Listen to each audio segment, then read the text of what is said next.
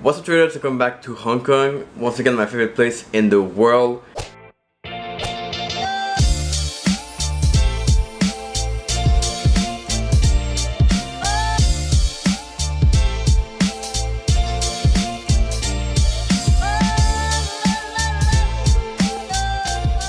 I'm leaving today for Vietnam in a couple of hours, but I want to do this video quickly to share with you some tips on how to travel the world for cheap.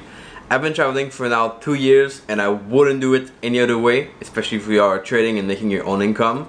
Experience the world, visit places, and so I want to share with you some tips because it doesn't have to be expensive at all, and I'll have a bonus tip at the end, so make sure you stick to this video. I'll share with you exactly how I've saved thousands of dollars with flights and hotels and just being able to stay in cool places like this. So look at this is amazing. First time in Hong Kong that I have a view that's worth it. On the harbor, 23rd floor. This is pretty cool, and this hotel has been pretty cheap. So if you spend a lot of money on your hotel, you don't need to. You're wasting your money. And if you spend a lot of money on your flights, again, you're wasting your time and your money. So I want to share with you some of my tips. These are like the best thing ever. So let's jump right into it because I know these are going to be very powerful. By the way, if you're wondering, I've been traveling to so far 22 countries in this world, and I plan to do a lot more in the future, of course. If there's a place you recommend, comment below. I mean, I've been there before. If not, I'll have a good place to go and visit. So I want to hear your thoughts below, and let's get going with that video. The first thing I want to talk about and address are flights. Now, there are different ways to book flight. I found that most people overpay by far for their flights. They try to go online on different websites that they're familiar with, and things like Expedia, Traveloka, and these places. And very rarely are you going to have the best price for your flights on those sites. Now, I found two things. Two websites I use all the time are Skyscanner, which is really good to kind of find a website where you can book for the cheapest price, and Google Flight. Now Google Flight is really nice because you can kind of look at dates and kind of find the cheapest day for your flight, and that just saves you a lot of money. You can look at dates, you can look at even places that are the cheapest.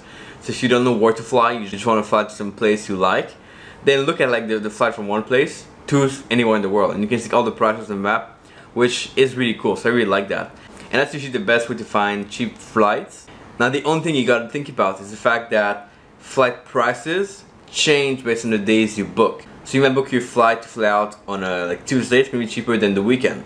But the other thing is that you might book a flight, you book it on a Saturday to fly out on a Tuesday of the week after, whatever, and the price will vary based on the day. So you always want to look at the flight prices for a couple of days before you book. You could book it on the spot if you want. I do this sometimes now because I don't care that much about saving $20. But if you want to kind of be sure to have a very cheap price, then look a little bit at the price first, book it a little bit in advance, and you'll be saving a lot of money over time this way. Okay, so that's an awesome tip. Now when it comes to hotels, here's also a place where some people were asking if I spent $200, $300 per night on hotels, and the answer is no, never. Because you could do this and stay in like big chains and stuff, but usually you will find that the smaller hotels, so by smaller I mean hotels that are not big chains, are going to be cheaper. You get a lot more value for your money, and you can stay in like pretty cool places like this over here in Hong Kong. So what I do is I use a couple of different websites. My two favorite are booking.com and hotels.com. Now with hotels.com, you tend to have sometimes a good price because they run promotion a lot, and also because of the fact that you get kind of 10% back on your purchase based on the fact that you book an hotel. After 10 stay, you get 1 night free, which is like pretty cool, so it's like 10% off. Now you could decide to kind of look at that and use that, or find a place for the cheapest price. You can simply sometimes Google the hotel for the dates you want, and it's going to give you the prices by website. So if you really want to save money, look at that and save money on that and pick the cheapest site to book the hotel. Because that's kind of a cool thing. Very rarely have I found that hotels' websites are the cheapest. Usually they're not. So I mean, like the site of the hotel is rarely the cheapest. They're gonna try to kind of give you more perhaps, but you won't get the cheapest price with that site. You can really spend a lot of money uselessly that way, so be careful. Now one thing I like to do is I have this rule of myself of never ever staying in an hotel on a site that's below 8 out of 10. So people rank, like they put the reviews. If it's below 8 out of 10, I'm probably not gonna stay. And that counts for Google, so it's gonna be 4 out of 5. Hotels.com is going to be 8 out of 10, and Booking.com is going to be also 8 out of 10. Okay, so you want to look at that very closely because these sites, they tend to overestimate the reviews. So like if it's a 7 out of 10, it's gonna be pretty crappy. If it's an 8, it's gonna be pretty alright. But below 8 is really hard to get quality. So what I do is I set the filter when I look for my hotel. So I'm gonna set the filter for at least 8 out of 10 of the reviews, and then I'll just look, and I might even like scroll by price, hide all the hostels and stuff because I don't want to stay there anymore. But I'll just kind of filter by price then. So I know like the cheapest one's gonna come first, and then I can just look at that. And I always have a kind of location in mind I want to stay at, and that way you can kind of filter the bad ones, only get the good ones at a good price. So you filter by price, if that's something you look at. Now if you just want to spend a lot of money on your hotel and stay at a big chain, that's fine too. We'll have a way for that a little bit later. A tip that's going to be very useful. But in general cases, like, just go for the cheapest price, because like you cannot afford to spend $3,000–4,000 per month on an hotel unless you really want to, and even then that's going to be only like $100 to $200 per night. Okay, but especially if you travel in Asia, very simple to spend less than 100, even like around $80 per night Canadian, so even less than that in the US, and get a pretty decent place, even a 4-star, 5-star hotel, no problem, no worries. Okay, now of course I'm gonna spend more from traveling to like Hong Kong or Australia, places like that, or the UK for sure. But even then you can look at other things, and the other option is of course Airbnb, which you can find some good places there. I kind of got a little bit tired of them. I still prefer hotels, still something I like, the service, the room cleaning and stuff. But you decide what you prefer and you go with that, and you can experiment of course, go with different sites and stuff. Now the third point I want to talk about is food. And food is not that big of a deal, there's not much to talk about here. You can cook your own stuff if you want, save money that way. You can buy stuff outside, save money that way. But very rarely will you have to spend more than $30–40 per day, especially in Asia. That's pretty simple. Now here in Hong Kong I've been spending a lot of money on food and different restaurants and stuff, but I tend to like these exceptions sometimes, and I don't like spending more for quality. So depending on what criteria you have for yourself, you won't need that much money. You can cook, cooking is going to be very cheap, but other than that you just go out, grab food anywhere. Of course local street food is going to be cheaper, like local restaurant could be street food or not, but you decide what you prefer, you decide your standards, and you decide what you like. It's about understanding yourself as well, because if you eat street food all the time and maybe you don't have that much energy, that's going to cost you more than what you save on the food, right? So think about the fact that you get food for energy, and I prefer to say it that way. So I might spend food to get energy. I would much rather spend more on a healthy food than a non-healthy food, because I know the energy I'll have, I'll be able to use it to make back the money I spent.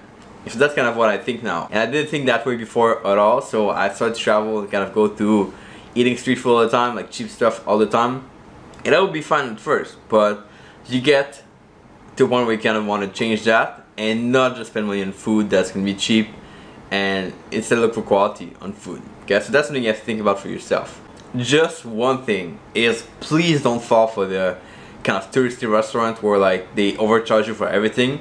Those are gonna be on the main road sometimes. They have like really bad food and you can get sick very easily there.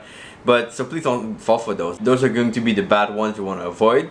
If you go with local stuff, or if you go a little bit outside of the touristy streets, you can find some really good spot for a fraction of the price, which is always better in my opinion. There's no point like eating bad food for a higher amount of money. No point, okay?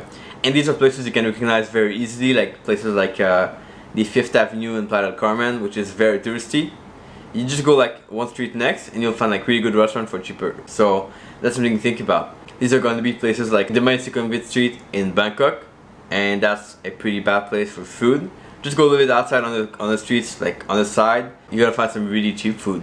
Places again like in Bali, there's this main Legend Street, which is also very bad for food. Just go outside a little bit, and once again, very affordable and always better for the taste. So that's it for food. Nothing to talk about that much.